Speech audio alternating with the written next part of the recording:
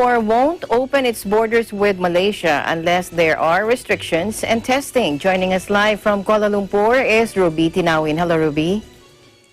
Palma, good afternoon. Good afternoon. Yes, for the latest news here in Malaysia, Singapore says it will take a step-by-step approach to reopening its border with Malaysia to minimize the risk of COVID-19 infections.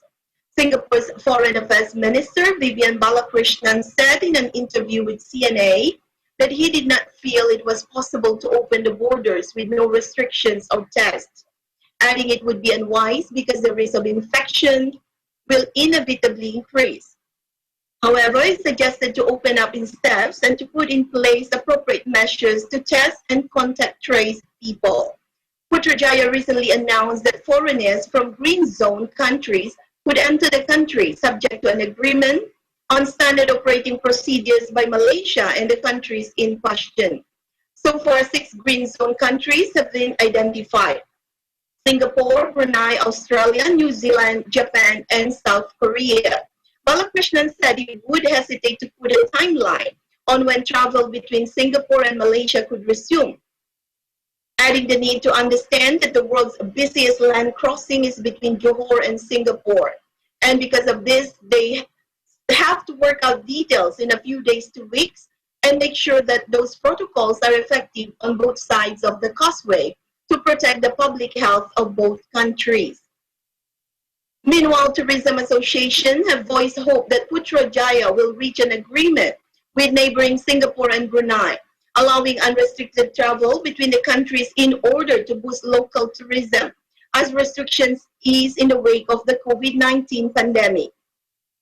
Malaysian Association of Tour and Travel Agent President Tan Kok Leang said domestic tourism alone was not enough to sustain the industry, and that opening the border with Singapore could help boost business, adding Singapore is the top market for arrivals to Malaysia, pointing out that some 10.66 million Singaporeans had entered the country last year.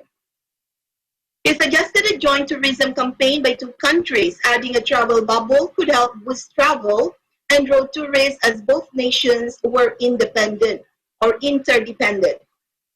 Before the COVID-19 pandemic, the Kuala Lumpur-Singapore route was the busiest international route in the world, with 30,187 flights in 2018, while the bridge between the 2 nations is known as the busiest causeway in the world.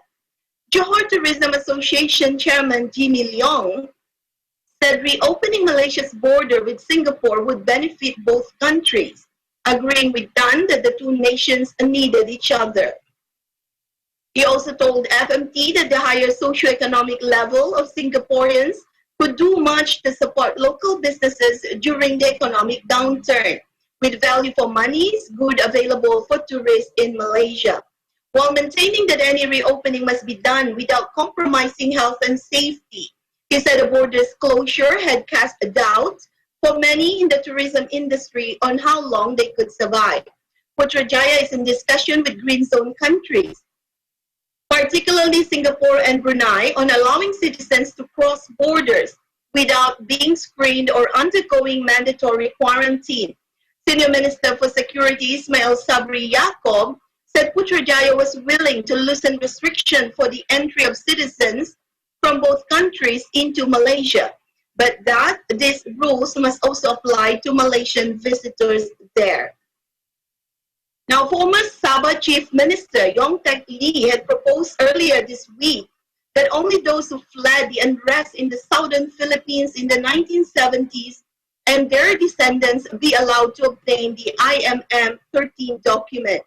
He said all the other categories of migrant in the state who did not have passports should be classified as illegal immigrants. According to official records, there are about 51,000 IMM 13 holders in the country. These are the people who belong to the category of persons who presumably have been given exemption under the Passport Act 1966 or the Immigration Act 1959. He also said all other foreigners who do not bear valid passport issued by their own countries are illegal immigrants, and this should include the holders of census cards which is about 47,000 people, and Kat Burung Burung, which is about 39,000. Home Minister Hamza Zainuddin said recently that Putrajaya planned to standardize the Filipino refugees and stateless migrants' documents. Hamza had proposed the IMM 13 to replace the census card and Kad Burong Burong issued by the federal and state governments.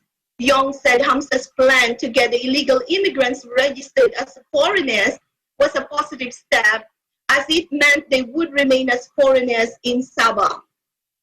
As all other documents except IMM 13 that would be issued to the migrants would be phased out. Back to you, Alma. All right. Thank you very much, Ruby, for your updates there. Thank you, EBC Kuala Lumpur Bureau. Yes, reporting live here in Malaysia. This is Ruby Tinawin. We live in interesting times.